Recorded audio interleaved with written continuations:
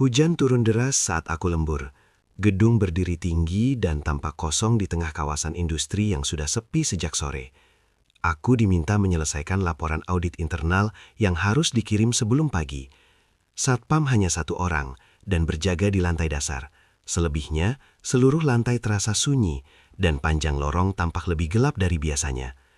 Aku bekerja di lantai 7, ruangan arsip yang penuh lemari besi dan rak dokumen lama.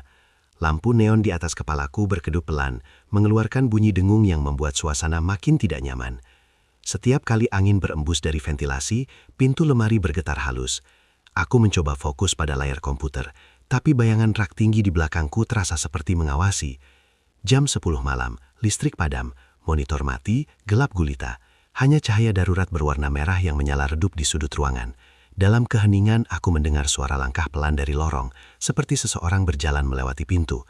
Jantungku berdegup kencang, namun aku meyakinkan diri bahwa itu mungkin suara satpam berpatroli.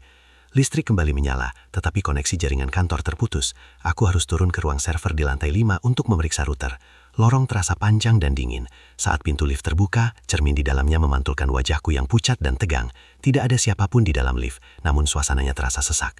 Di ruang server, suara mesin berdengung lebih keras dari biasanya. Lampu indikator berkedip tidak stabil.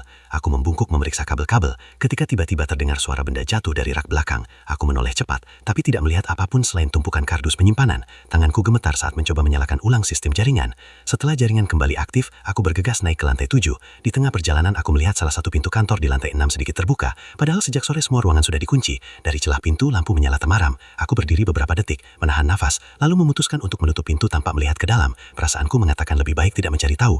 Kembali di ruang arsip pekerjaanku akhirnya hampir selesai. Namun suara langkah tadi terdengar lagi. Kali ini lebih jelas dan berhenti tepat di depan pintu ruanganku. Bayangan seseorang tampak samar di bawah celah pintu. Aku memegang ponsel, siap menghubungi satpam. Beberapa detik terasa seperti menit yang panjang, hingga akhirnya bayangan itu bergerak menjauh perlahan. Pukul 12 laporan audit selesai. Aku membereskan barang dan turun ke lantai dasar. Satpam menyapaku, mengatakan ia tidak naik ke lantai atas malam itu. Aku mengangguk dan memilih pulang tanpa banyak bicara. Sejak malam itu, setiap kali dapat tugas lembur, rasa tegang selalu kembali. Bukan karena pekerjaannya, melainkan karena kesunyian gedung yang menyimpan suara-suara tak terlihat.